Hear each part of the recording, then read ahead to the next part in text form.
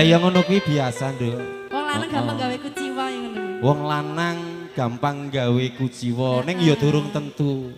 Ngono kuwi ya pas lali keturun barang ya iso. Sakjane wis janjian arep ketemu, ning ora sida. Keturun lek gak ngono ya ora duwe pulsa dadi ra iso ngabari. Wis ora apa-apa, monggo. Ijan-jane koene. Asik asik.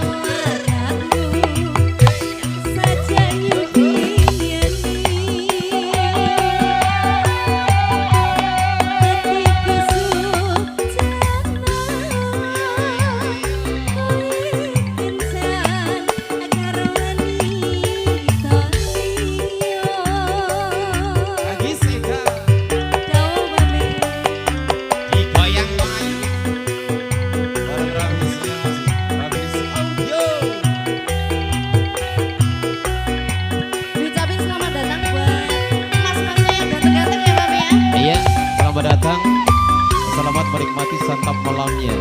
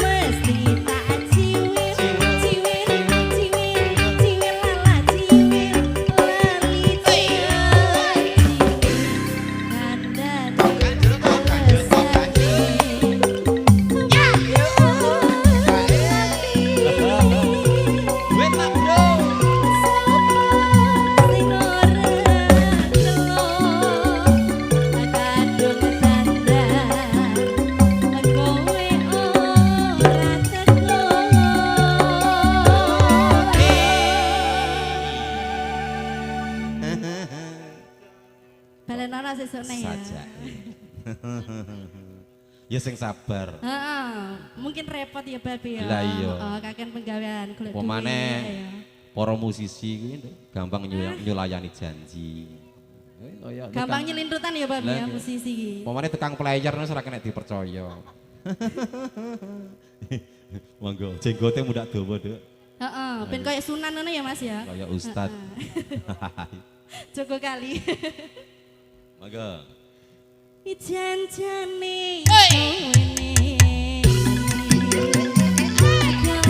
adalah saja nyupiani